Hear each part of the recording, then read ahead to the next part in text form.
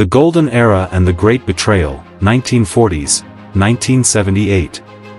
In the mid-20th century, Tehran was the Paris of the Middle East.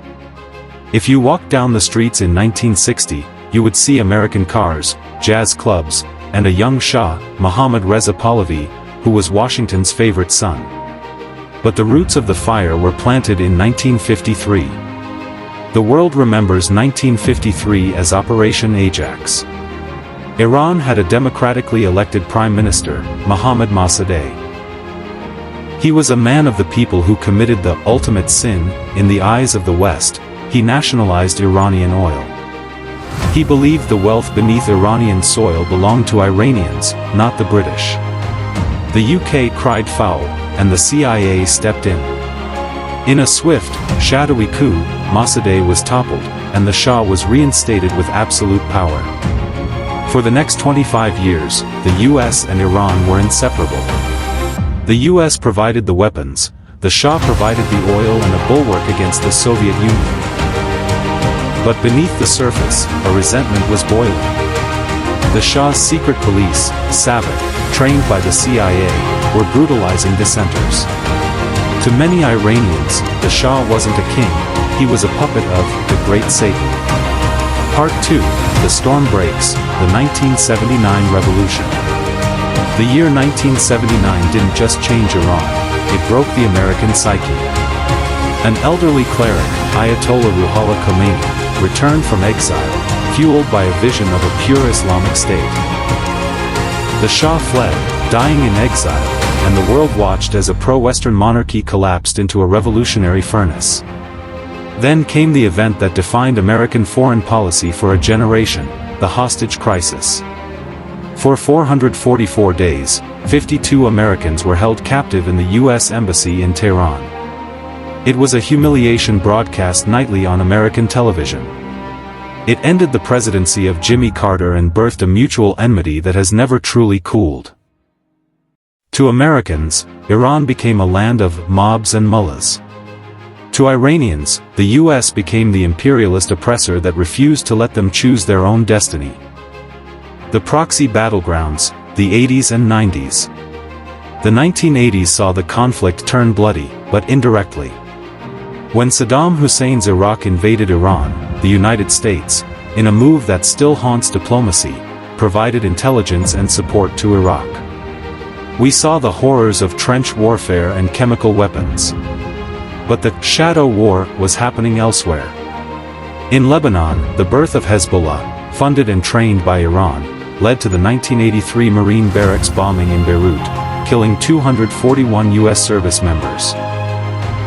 The U.S. retaliated in the Persian Gulf during the Tanker War. The most tragic moment occurred in 1988, when the USS Vincennes accidentally shot down an Iranian civilian airliner, Iran Air Flight 655, killing 290 people.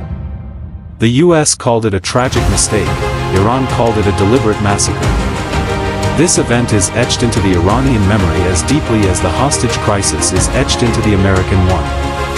Part 4, The Nuclear Chessboard, 2000 to 2015. After September 11th, there was a brief moment of cooperation. Iran actually helped the US identify Taliban targets in Afghanistan. But that bridge was burned when President George W. Bush labeled Iran as part of the axis of evil in 2002. The focus then shifted to the nuclear question. Satellite images revealed hidden facilities in Natanz and Iraq. The West feared a nuclear-armed Iran would trigger a Middle Eastern arms race and threaten the existence of Israel. Iran claimed its program was for peaceful energy. This led to the most sophisticated act of cyber warfare in history, Stuxnet. A joint US-Israeli digital virus that physically destroyed Iranian centrifuges. It was a war fought in code, not lead. Eventually, the 2015 JCPOA, the Iran nuclear deal, offered a glimmer of hope, sanctions relief in exchange for nuclear limits. For a moment, it felt like the 70-year winter might be thawing. Maximum Pressure and the General's Ghost, 2018, present. The thaw was short-lived.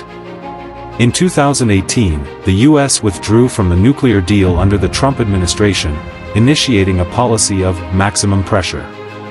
The goal was to bankrupt the Iranian regime. The tension peaked on January 3, 2020. A U.S. drone strike at Baghdad airport killed General Qasem Soleimani, the architect of Iran's regional influence. To the U.S., he was a terrorist with American blood on his hands. To Iran, he was a national hero, a martyr. Iran responded by launching ballistic missiles at U.S. bases in Iraq, the closest the two nations have come to a direct, conventional war in decades. Today, the conflict has moved into the gray zone. It's fought through Houthi rebels in the Red Sea, militia strikes in Syria, and a relentless war of sanctions and cyber attacks. Conclusion: the infinite loop. The tragedy of the U.S.-Iran relationship is that both sides are trapped by their own history. The U.S. cannot forget the hostages of 1979, Iran cannot forget the coup of 1953. As we look toward the future, the question isn't just about drones or uranium.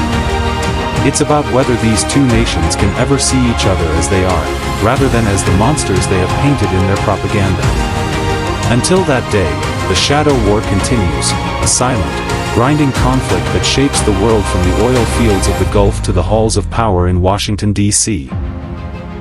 The fire that started in 1953 hasn't gone out. It's just waiting for the next spark.